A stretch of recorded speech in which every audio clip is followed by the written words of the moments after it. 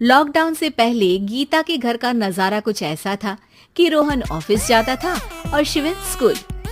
जिनके घर से जाने के बाद गीता काम खत्म करके बाकी समय आराम करती थी। लेकिन लॉकडाउन के बाद ऑफिस और स्कूल घर में ही खुल गए और इससे गीता का हाल वो तो आपको देखने में ही मजा आएगा। शिविन, ओ शिविन, महाराज उठने के लिए क्या 21 तोपों की सलामी लेंगे?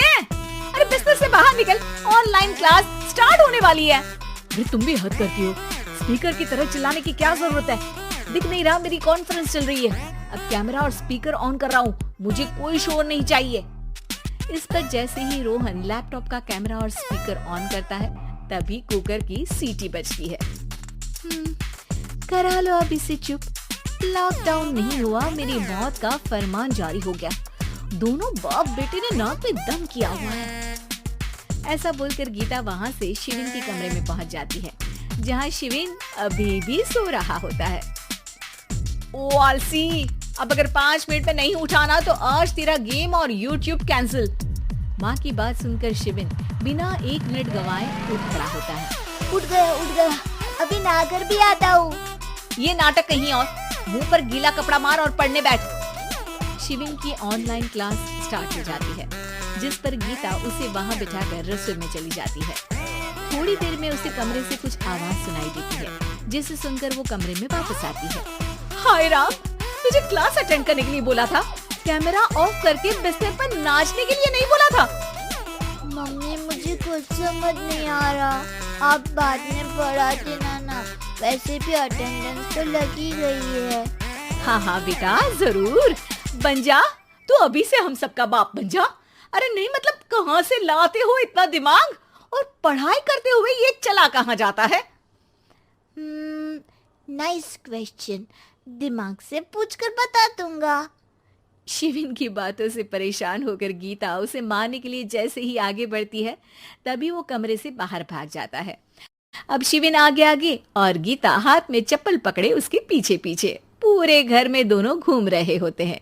इसी बीच वो रोहन के पास पहुंच जाता है और शिविन को मारने वाली चप्पल रोहन के लैपटॉप पर जाकर गिरती है। ओए माँ! मम्मी, अब पापा को चप्पल मार रही हो? वो आज तक के रिपोर्टर, चुपचाप जाकर क्लास अटेंड कर ले, नहीं तो अगली तेरे पीछे लगेगी। इस पर शिविन वहां से चला जाता है, जिसके बाद रोहन गीता से कहता है, इस सर्कस के लिए कुछ बोलना चाहोगी? अरे क्या करूं, जब से तुम दोनों घर में रहने लगे हो, घर अपने आप ही सर्कस बन गया है और मैं तुम्हारी नौकर। कभी बेटी को संभालो तो कभी बाप के नखरे उठाओ। इन्हीं सब उथल पुथल में दिन बीतते रहते हैं, जिसमें हर रोज घर के अंदर कुछ नया सियप्पा खड़ा मिलता है, जो ज्यादातर शिविन और रोहन की ऑनलाइन स्कूल और ऑफिस से रिलेटेड ही होता है। एक सुबह, शिविन चल उठ, आज की क्लास जल्दी है। कैमरा ऑफ करके आप अटेंड कर लो। अरे ऐसे छित्तर पड़ेंगे, दादी नानी सब एक साथ याद आ जाएंगी। गीता की लाख मशक्कतों के बाद क्लास तो खत्म हो जाती है, लेकिन उसके बाद शिविन फोन इस्तेमाल करते हुए इंस्टाग्राम रील बनाने लगता है। रसोड़े में कौन था? तुम थी, मैं थी, कौन था? हाँ, मैं गरीब हूँ। अरे ओ गरीब के बेटे, आजा, मैं बनाती हूँ तुझे गरीब। मैं बताती हूँ रसोड़े में कौन था। पढ़ाई करने बोलो तो इनकी माँ मर जाती है और ये पागलपंतियां जितनी मर्जी करा लो। गीता शिविन को डांट रही होती है, तभी रोहन बीच में बोल पड़ता है, अरे बच्चा ही तो है, इतना गुस्सा क्यों कर रही हो? बेटे का साथ देने की इसी एक कोशिश में अब शिविन के साथ साथ रोहन भी गीता के गुस्से की सूली पर चढ़ जाता है।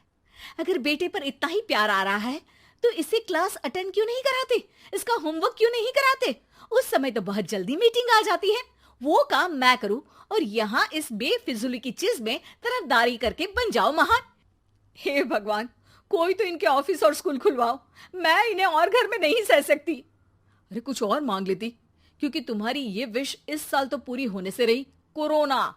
हाय नास पिटे ने जिंदगी ही बर्बाद कर दी। खाए कोई पचाए कोई, कल मुझे चुन चुन कर सबको मेरी बद्दुआ लगेगी। उन्होंने दुनिया का और इन बाप बेटे दोनों ने मेरा जीना मुश्किल कर दिया। गीता वहां से चली जाती है, जिसके बाद रोहन शिविन से कहता है, अरे तुम्हारी मम्मी इतनी भड़की हुई क्यों है? आपकी वजह से पूरा समय घर में रहते हो और उस पर कोई काम कराने की जगह बस ऑर्डर देते रहते हो। अच्छा बेटे, सारा इल्जाम मुझ पर, पूरा दिन तो वो तुम पर ही चिल्लाती है। हाँ, मतलब दोनों का 50-50 है, कुछ करना पड़ेगा। वो कहते ना, make the best out of worst. I have an idea. वैसे तुम्हारी माँ सही कहती है, बहुत जुबान चलाने लगे हो, कम बोला करो। अगली सुबह रोहन और शिविन अपनी गलती को सुधारने के लिए गीता के उठने से पहले घर का आधा काम खत्म कर देते हैं, जिसे देखकर गीता खुश हो जाती है और फिर बाकी बचा काम वो तीनों मिलकर पूरा कर लेते हैं। जिसके बाद अब वो सब मिल बांट कर हर काम में एक दूसरे की मदद करते हुए लॉकडाउन का मजा लेने लगते हैं।